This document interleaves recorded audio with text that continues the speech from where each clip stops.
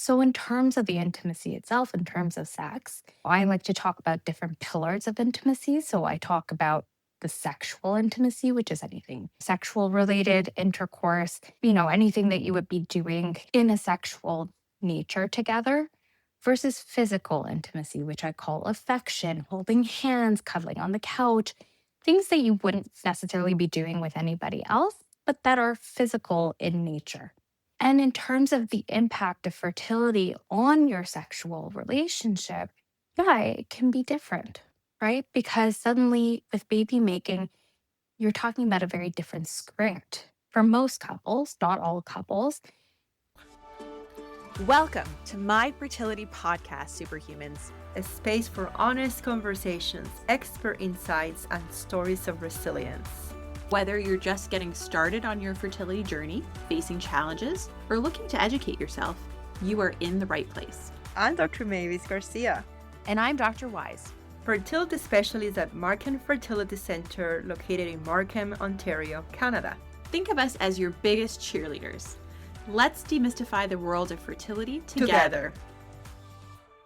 Today on my fertility podcast, we are joined by Dr. Arielle Buch-Frohlich. She's a clinical psychologist licensed in Ontario and Quebec who completed her doctorate in clinical psychology from the Université de Québec à Montréal and received clinical training from the Sex and Couple Therapy Service at the Allen Memorial Institute of McGill. Dr. Arielle specializes in sex and relationships to help individuals and couples thrive. Dr. Arielle aims to help couples through the transition to parenthood with expertise in fertility, perinatal, and postpartum mental health. For information on how to get a hold of Dr. Arielle or to meet with her, please check out our show notes. Well, superhumans, let me tell you, you're in for a treat today. We have with us Dr. Arielle, who is going to talk about intimacy in the fertility journey. As a fertility specialist with over 15 years of experience, this conversation comes up in my office all the time. And to be honest, I always feel like I don't have the right tools to talk about it. Dr. Arielle is here today to walk us through all things related to intimacy and fertility.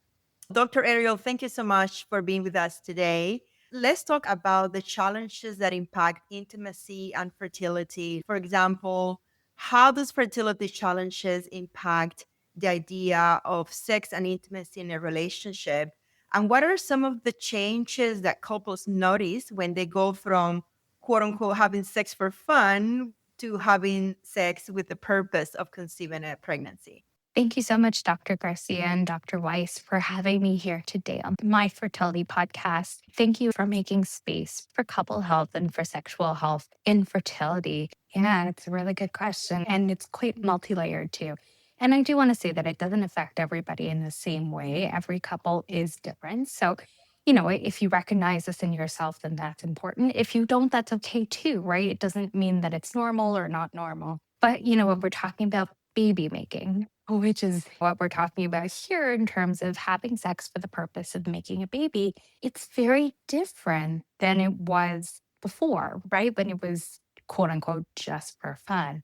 Again, it depends on everyone's different fertility journey, right? If it happens right away, it might not have so much of an impact in terms of on your intimacy. Things might still be fun. Maybe it was awkward for a month or two, but it wasn't a big deal. Versus for those who have been on this journey for a very long time, right? And then you're going to see the impact of, yes, the sexual activity piece, but you're also going to see the emotional impact as well, right? When couples are feeling differently about each other, about the process, it does come out in their intimacy. So in terms of the intimacy itself, in terms of sex, I like to talk about different pillars of intimacy. So I talk about the sexual intimacy, which is anything sexual related intercourse, anything that you would be doing in a sexual nature together, versus physical intimacy, which I call affection, holding hands, cuddling on the couch, things that you wouldn't necessarily be doing with anybody else, but that are physical in nature. And in terms of the impact of fertility on your sexual relationship, yeah, it can be different, right? Because suddenly with baby making, you're talking about a very different script. For most couples, not all couples, in terms of who's initiating, when are we having sex? Is it sex on demand? Is it the piece of, we have to have sex right now and it's kind of forced in terms of, well, we might have just had an argument an hour ago, but chop chop, we got to have sex versus what it was, quote unquote, just for fun. Maybe it seemed like it was spontaneous. Maybe it seemed like, if I wasn't in the mood, there was no pressure. All these kinds of things factor in on the couple and how they're going to relate to each other. And like I said, in terms of the length of time, that also has an impact onto how stressful this is going to be for the couple. That's so interesting. And I mean, there's so much to unpack there. And I'm also just so excited we have you on the podcast today because I agree with Dr. Garcia. This is something that comes up all the time and patients will mention it. I see it amongst my friends, my peer group who are experiencing issues in fertility as well. And it's true. I don't know what to say or don't know what to do. I'm hoping that at the end of this conversation, not only will our listeners have a great way to kind of move forward, but us too as physicians. And so let's talk a little bit more around fertility treatments as well. So a couple has been trying, doing intercourse for the baby making, as you said. How does the stress of fertility treatments, the fertility process, the cycle monitoring, the poking, the prodding, how does that also impact both sexual desire for, let's say, a heterosexual couple for the woman and let's say the man, and that emotional connection? It has a huge impact, but again, it's a very different impact on every single person. But yeah, when you're talking about the fertility treatments, so you're talking about, first of all, hormones, right? In terms of changing the hormones, adding on medications that might cause symptoms such as bloating, such as feeling really down about yourself, feeling super stressed, right? Because you're stressed about, is this going to work? Is it not going to work? There's a whole roller coaster of emotions you might be feeling. You might be feeling sad. You might be feeling excited, scared, anxious, angry that it hasn't worked so far. There might be losses in terms of miscarriages or just cycles that didn't work out. But in terms of pieces that didn't work out, there might be frustration. There might be frustration with your partner in terms of, a bulk of this treatment is usually on the woman in terms of it's her body. She's the one who might have to make a lot of sacrifices in terms of coming to appointments, leaving work early, leaving work at all. Yes, he might be part of this journey 100% and he's invested, but there is still a different impact on the woman versus on the man that I've seen a lot in my work. And I know for myself too, right? I went through this process as well. And so I fully grasp all the intricacies of it, right? And that's not to say that there is no understanding. I think it's to come at it from a different viewpoint and to say, okay, how do we increase the understanding between the partners and increase that empathy? And so what are we seeing in terms of the intimacy? What's the impact of all of that? Yeah, there can be a huge impact in terms of not feeling like having sex. We know that hormones impact desire, it impacts libido, it impacts, let's say, vaginal dryness. There might be pain in terms of sexual pain that wasn't there before, that won't be there afterwards, right? We do know that the impact is somewhat limited in scope in terms of time, in terms of durability, as in, once you're not on these medications, you likely will not be feeling the effects of them. So that is a really good thing. But while you're in it, it's really hard to see outside of it. And especially for the impact, in terms of heightened emotions, heightened stress, a lot of couples get dragged into a cycle where they're arguing and they don't know why they're so escalated. They don't understand that it's maybe the hormones, that it's maybe the treatment, that it's just the situation of all of it. But they see it as a really rough patch in their relationship, right? And of course, that has an impact on the intimacy piece. Another piece of it is that there might be blackout dates in terms of the fertility treatment itself, of you guys as the physicians saying, okay, please don't have sex now. Don't do this, don't do that, which is great. And we need to respect that for sure. But so it leaves the couple going, well, wait a second, what are other options? Are they just backing off completely in terms of not having any kind of sexual intimacy at all, which for some couples also leads to no affection, right? In terms of no physical intimacy, because for some people they go, well, If I start holding hands, if I start kissing, if I start massaging, etc., the other partner is going to want sex and we can't have sex. So maybe we're going to back off completely. They kind of get into that trap sometimes, or just in terms of just feeling like not being wanting to be touched, right? That's true too, especially when your body does not feel like your body anymore. It feels out of control. And maybe in those moments, you don't want to be touched, right? So there's all kinds of factors that come into it. And I think really the piece to know is, how do we communicate about all of this in a way that both partners can understand each other and can find a way to connect, whether that's emotionally or physically, but in a different way than they were used to before. I cannot wait to talk about that part, the communication piece. But before we get into that, I want to ask you, and you're absolutely right that this is not the same for everybody. Everybody's different. What their sex life was before trying to conceive could be very different. Cultural experiences affect intimacy as well. So this is by no way a script, so to speak.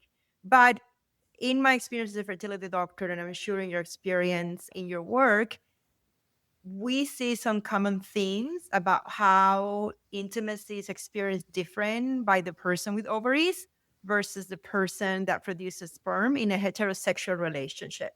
And of course, it might be different when there is a different sexual dynamics, but in a heterosexual relationship, I do see some things about how the female partner experiences intimacy under pressure and how the male partner experiences intimacy under pressure. So can we talk about those experiences for people socialized as women and people socialized as men in a heterosexual relationship? For sure. And again, I want to really say that this is not a one size fits all, that everyone does react differently, that there's different sexual scripts, that there's different ways that we interpret sexuality. I hate going into the myths that, okay, well, men want more sex and women don't actually want sex. Those are false narratives that I really do not want to promote.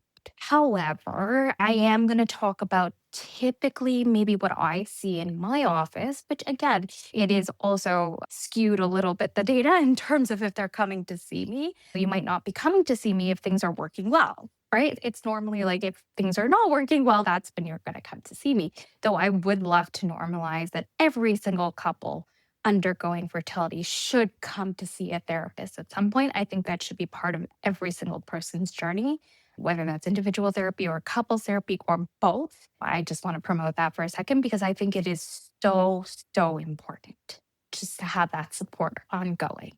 Okay, so let's start with sexual scripts. Again, heteronormative scripts that we see in couples. Is it always like this? Absolutely not. But before baby making, it's typically the man who's the one who's initiating. The woman will initiate too.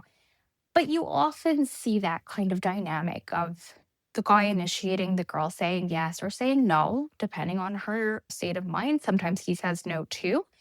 But typically that's what you see. Versus baby making, we're now suddenly putting the onus on her to have to initiate. Why? Because she's the one tracking her cycle. She's the one being told by the fertility clinic, okay, it's go time, let's go. Right? She's the one who's in charge of the baby making in general. And so she's the one who has that information and who is now approaching the male, which again can feel different. For some couples, that's refreshing and they go, oh my God, that's amazing. I love this new dynamic. This is great. And it might be amazing at the very beginning when things are fresh and you're going, okay, it's go time. This is exciting. This is fun. This is something new that we haven't done before. Okay, great. But for a lot of couples, it feels stressful, right? In terms of, for example, if she has PCOS and she doesn't really know her cycles or things are kind of wonky, if there's just a lot of stress over, am I ovulating? Am I not ovulating? There's a lot of time and effort and mental load that goes into all this tracking. And for him, it could be different, the sex on demand piece. So for him, it maybe is time to quote unquote perform, as in maybe that's not when he normally would have initiated sex. Maybe it's in the morning, maybe it's at night, maybe he's got a lot of work on his plate, maybe there's a lot of other stressors going on, or just the stress of saying, okay, well, now we have to. versus, oh, I'm excited, I'm in the mood, I would love to. So what could happen in terms of the front for someone with a penis is that there could be erection difficulties, which, all these things might have also been pre-existing, right? So there could have been a history of erection difficulties. There could have been a history of ejaculation difficulties, whether that's premature ejaculation or delayed ejaculation, one or the other, or sometimes both. But there could be all these pre existing conditions, which were maybe mitigated by their sexual script in terms of saying, okay, well, when he was more in control of things, he was prepped and ready to go, and there was no anxiety and there was no performance anxiety, and things worked smoothly, and she was happy and he was happy and it worked great, right? Versus now that this is sex on demand, all these things might be coming out. So it might be more evident or more clear that, oh, wait a second, now I have erection difficulties that were kind of under control before, but now they're not so much under control. Or now there's that added pressure that I have to ejaculate in a certain place at a certain time that adds a lot of pressure to me. And now there's so much pressure if she really wants this baby or I really want this baby, and we're not able to make this baby. And so there could be a lot of feelings of failure. There could be a lot of feelings just of stress, of having to perform. There could be also the feeling of, well, before she wasn't really interested or he wasn't really interested. And now the only reason they're interested is because they want to have a baby. And that might be something too, in terms of coming out to the forefront of their dynamic of going, well, did you want me or did you want a baby? And again, all these things might be reinforced the longer this period lasts. The other piece is that, yes, there could be male sexuality difficulties. There could also be, things like vaginal pain that was there before that now has to be more dealt with in terms of confronted, in terms of perhaps before trying for a baby, maybe sexual penetration wasn't important for the couple, right? So maybe they got around it, maybe they did other things, maybe they weren't concerned about it. For maybe more religious couples, they didn't have sex until marriage, so maybe they didn't get married until they were trying to have a family. All those kinds of things that might also be a confrontation for both of them at this point in terms of saying, okay, well, now we have to have a baby. That means we have to have penetration. And so that ups the angst too, right? So there could be those conditions or just libido issues or anything else that might happen that again might impact the couple's intimacy. Yeah, I've also heard, and you alluded to that, but the notion that the male partners may feel like, quote unquote, a piece of meat.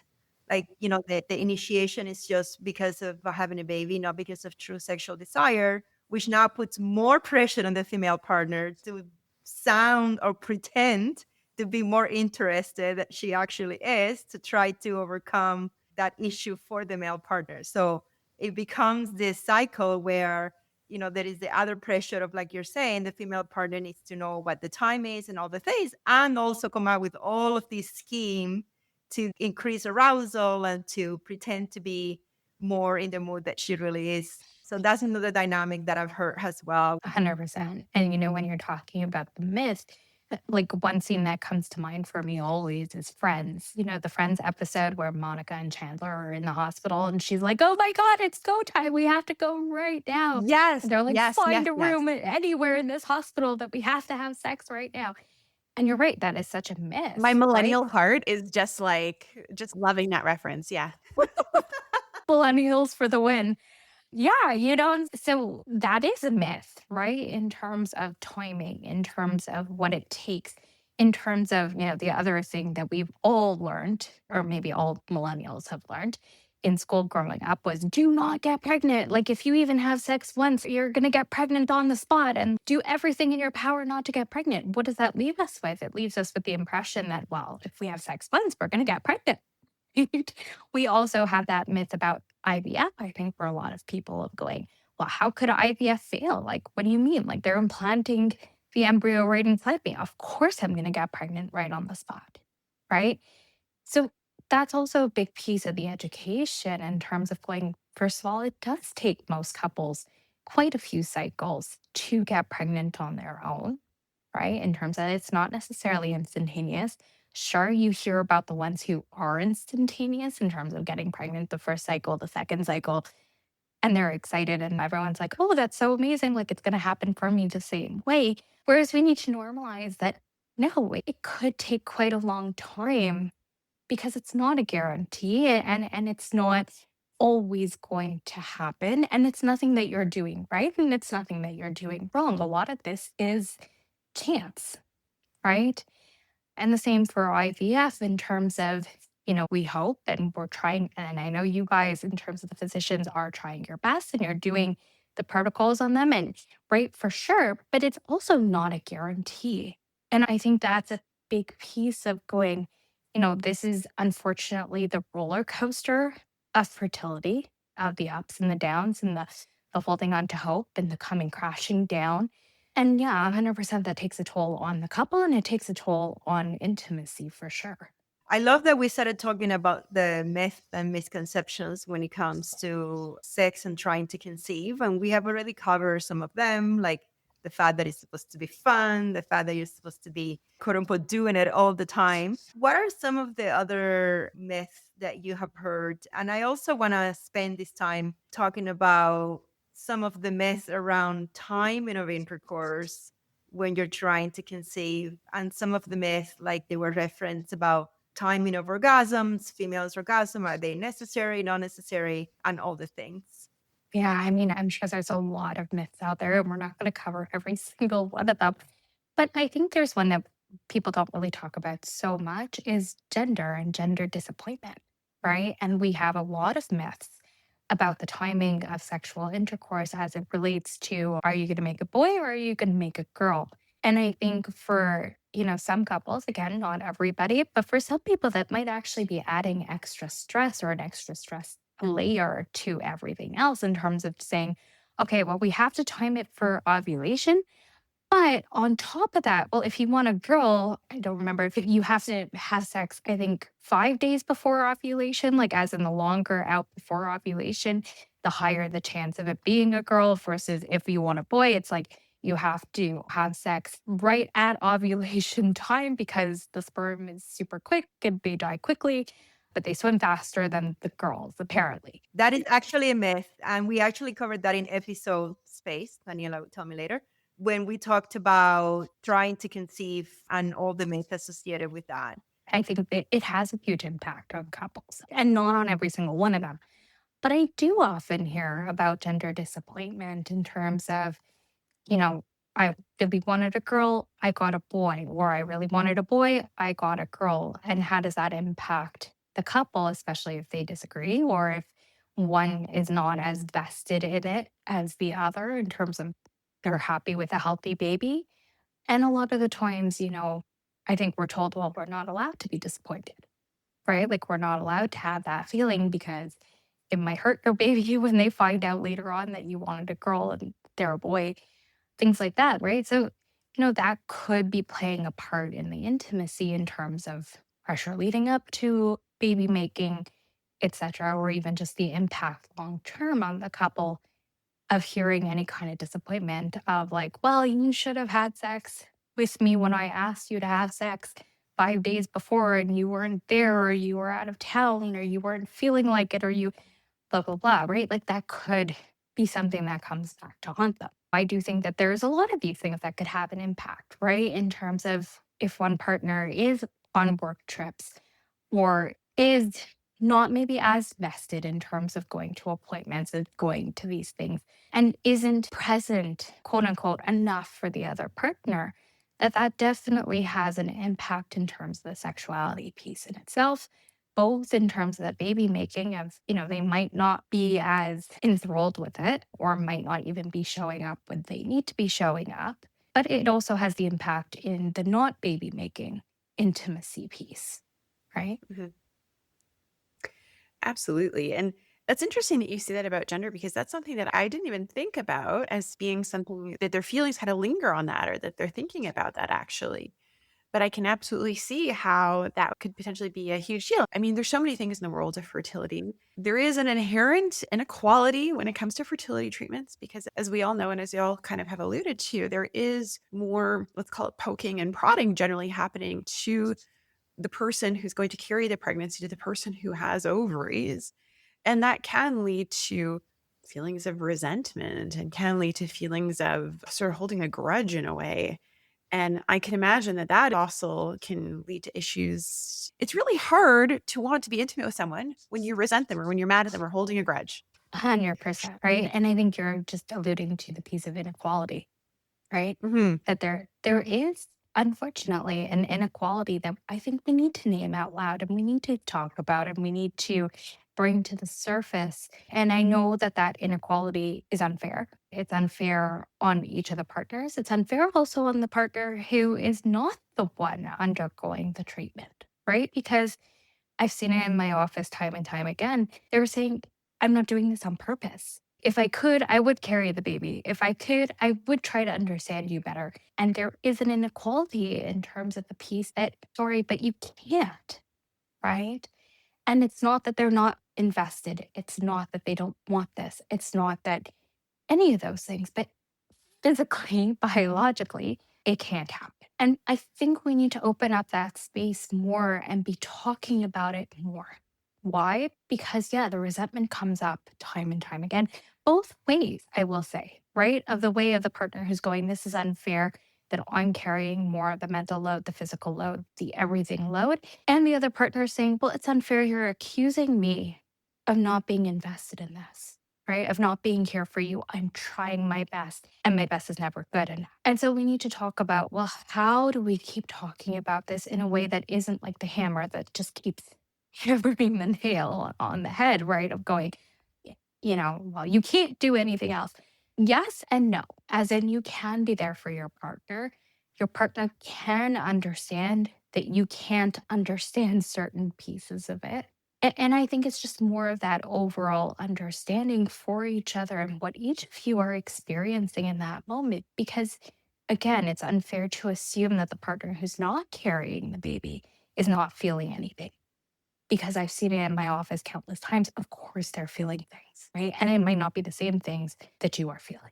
And I think that's an important piece of the couple dynamic that we have to keep in mind. And we need to keep talking about it too and normalizing, not normalizing in a way that, well, it's okay to hate your partner right now because they're not doing X, what you said.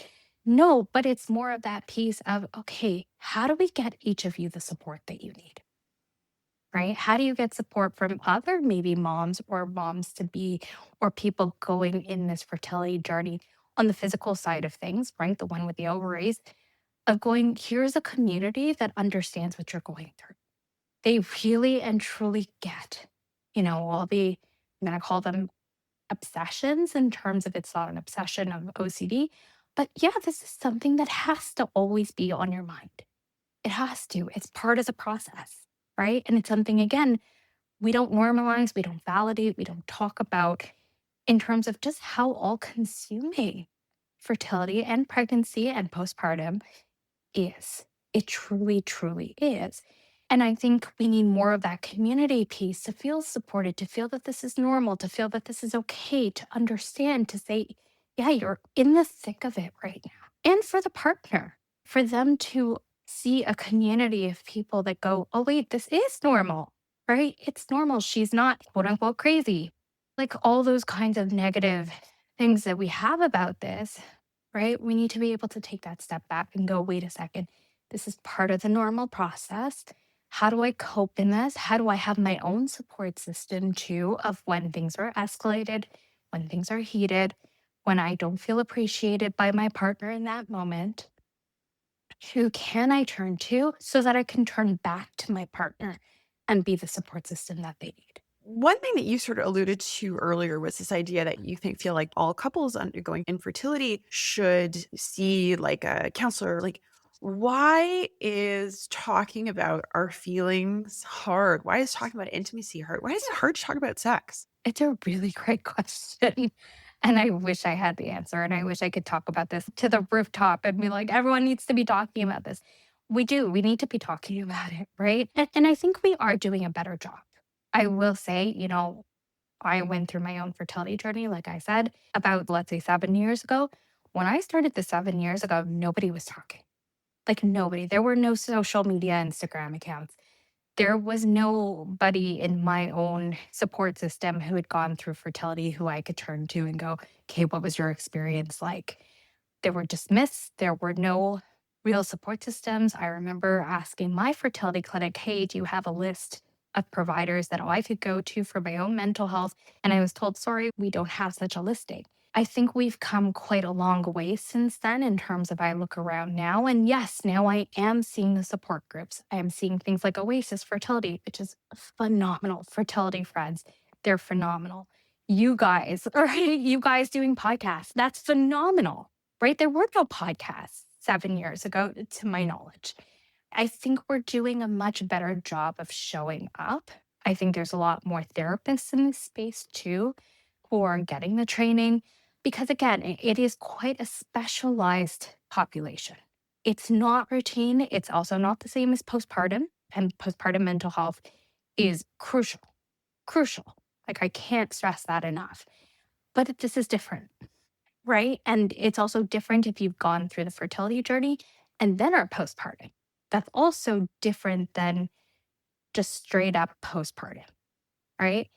So I think we are doing slightly better at getting that specialized training as clinicians and as a population of saying, hey guys, like this is something important and this is something different. I think we as a whole, as a population, we're starting to get a little bit better at finding our people and finding those people that we can confide in, right? Again, I remember 7 years ago, I didn't tell anybody I was going through this, right? So maybe that was me, but I think that was more as a society, we were not talking about it because the myth was, well, don't talk about pregnancy until you're 3 months pregnant and then you're ready to tell. But what about all those months before that, right? When you're trying or when you are pregnant and it's first trimester and you're terrified of losing this baby, right? That you've worked so hard to get.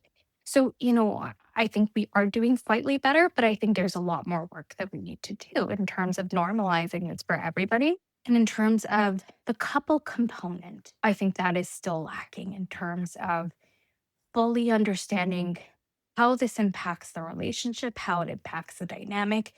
And remember, this is just the beginning of their journey, right? In terms of then if they do go on to have a baby, or if they're struggling for quite a long time, or if they have losses, etc., it's accumulated trauma, accumulated impact on the couple that can last, for years, even when the child is, let's say, 5 or 7 or 10 years old. So it is really something that needs to be talked about more.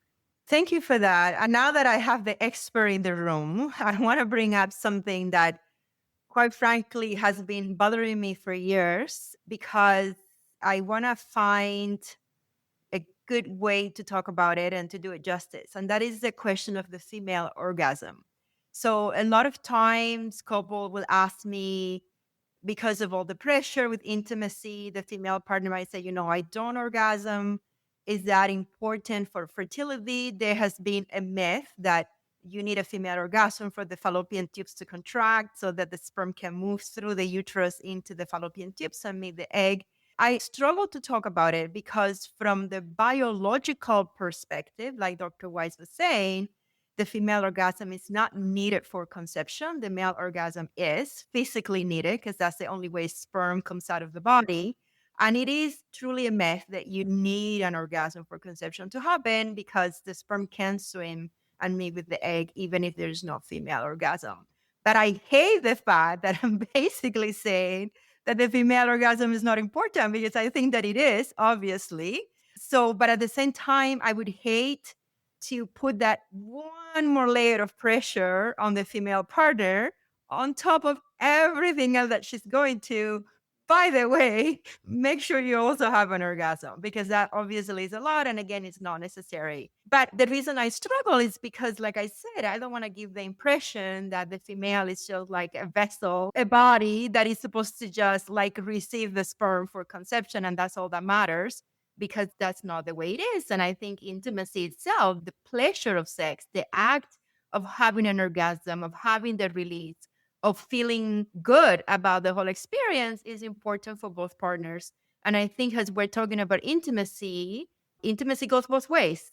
I think all effort should be put into the female orgasm, like meeting with somebody like you, improving communication, maybe different sexual techniques so that both couples can find that enjoyment. Can you talk about that a little bit and help me out here? It's a great question. And I'm probably going to say something that's going to shock you and everybody else in terms that we don't put the emphasis on orgasm. We don't. Why? Because like you said, it's an extra added layer of pressure. Pressure for her, pressure for him, pressure for both of them of saying we're doing something wrong, we're not doing something right. I don't believe that orgasm is the end all be all. It shouldn't be. And it's not the marker of good sex either. Right? So let's unpack that for a second. What does that actually mean and what does that entail? First of all, every single person on earth feels orgasm in a different way. I mean, sure, we can have a little bit of a definition of what is orgasm, but it doesn't feel the same way for everyone. For some people, it might be awe-inspiring, like the fireworks, and you're like, oh, wow, that was like the most decadent thing I ever had. For some people, it's just like a little blip, or it's just something that tells them, okay, I'm done now. Like it's a marker at the end. It could be just something that just feels really good and then it doesn't feel as good. And then I'm like, okay, I'm tired now. Right? Like everyone has a different feeling of what an orgasm is. Right? And so that's not what we put the onus on. We do put the onus on feeling good. Right? In terms of feeling some pleasure. Right? Feeling no pain. That's a huge one. Right? So we do not want to do anything that entails pain, but we want to be able to work in a way that we can get to a place where there is no pain. So I'm not just going to say shut your eyes and ignore the pain or avoid it so that you're never going to feel pain. No, let's talk about how do we work with pain, right? And I'm actually going to put in a little thing about pelvic physio right now because We love pelvic pelvic physio. That's my best friend of like therapy and pelvic physio go like so well hand in hand because as I love to say, I don't look and I don't touch. I don't want to.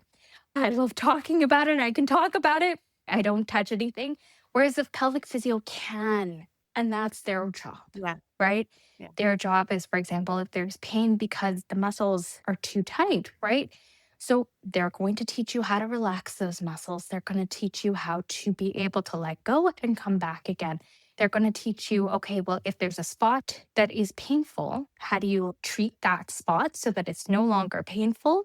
Whether that's a scar, whether that's with lubricant, whether that's with moisturizer every day, another amazing one, vaginal moisturizer for the win. I believe it's safe when you're doing fertility treatments as well. Lube is a huge one, a biggie. There's all these kinds of aids, right, that can help so that you're feeling good during sex, right? There's also another thing which I absolutely love. By the pelvic people, the ring. So it's basically rings that you can put on the penis, which prevents full-on penetration. However, it still allows insertion. So there's still capability of him ejaculating inside of you. There's the feeling of closeness. And there's the capability, obviously, of making a baby.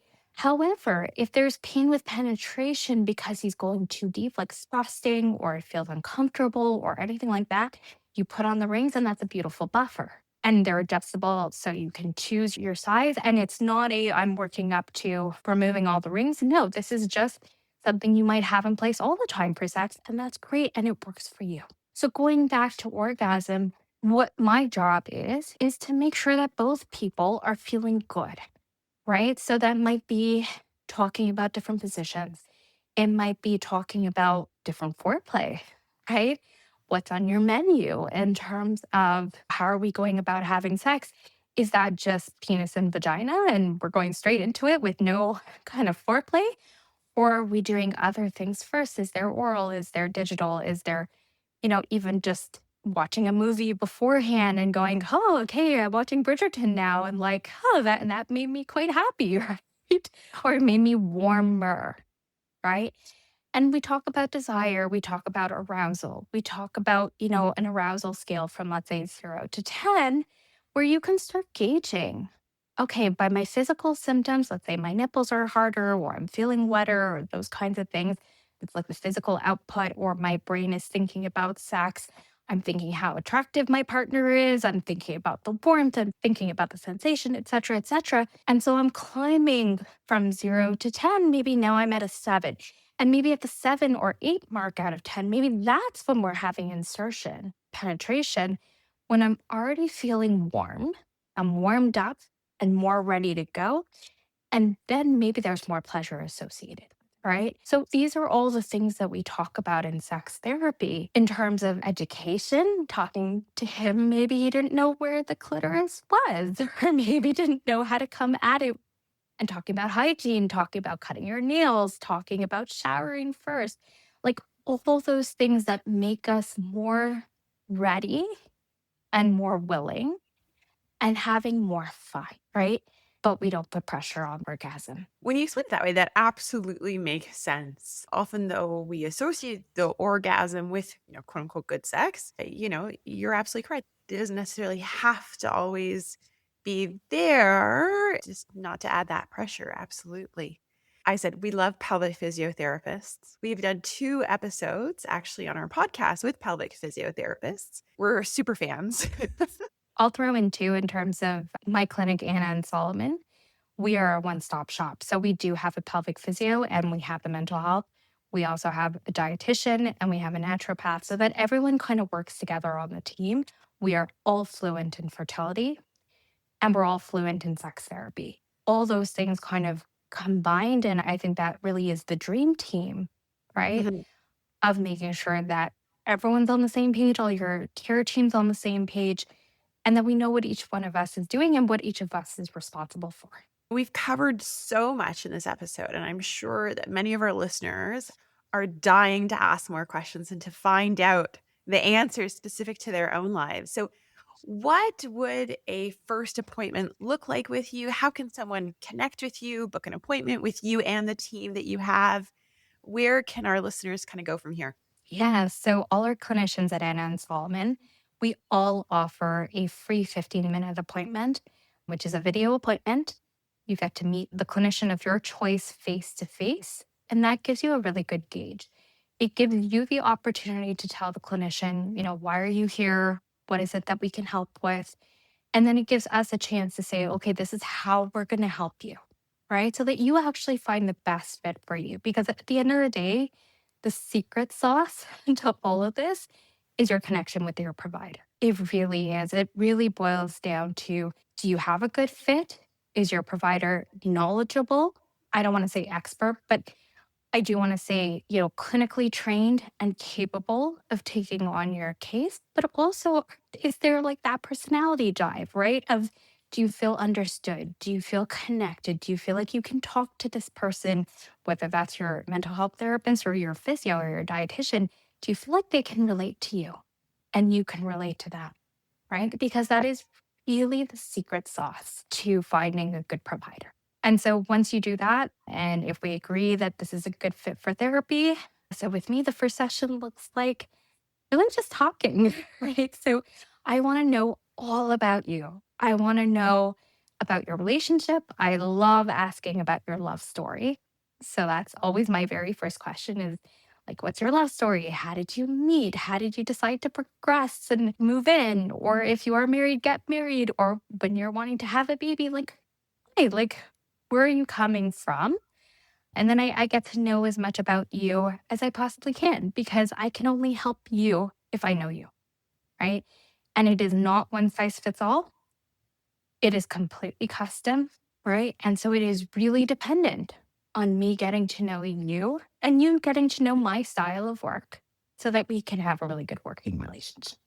How can someone book with you? You can come to annasolomon.com and that will link you to our booking page, which is on Jane, and then you can book right in there.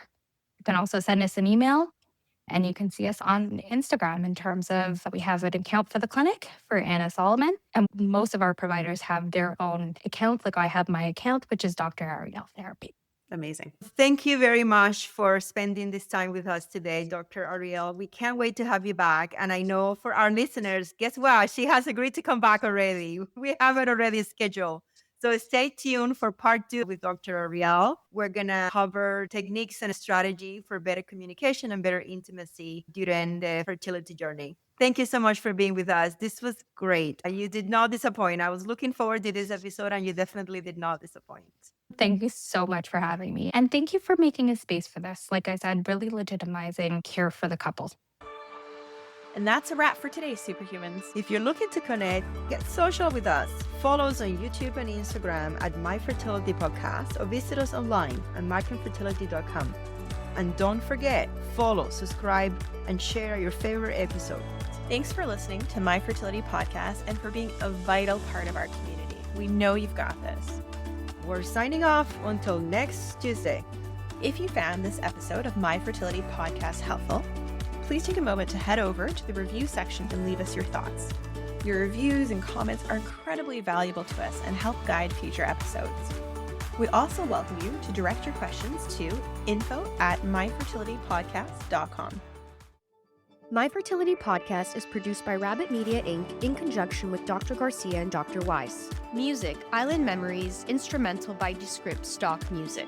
My Fertility Podcast is not intended to replace any type or variation thereof professional medical, health, or legal advice, nor should the content be taken as medical advice. Please contact your primary healthcare professional regarding any medical questions you may have. The information presented in this podcast is based on the knowledge and understanding of the host at the time of recording. Medical knowledge is constantly evolving, and new research may change the understanding of health-related topics. While we strive to provide accurate and up-to-date information, we do not guarantee the completeness, accuracy, or timeliness of the content. The views expressed in this podcast by guests are not those of the host or the management. This podcast is not intended to impose any type of discrimination. My Fertility Podcast and its management are not responsible for any losses, damages, or liabilities that may arise from the use of this podcast.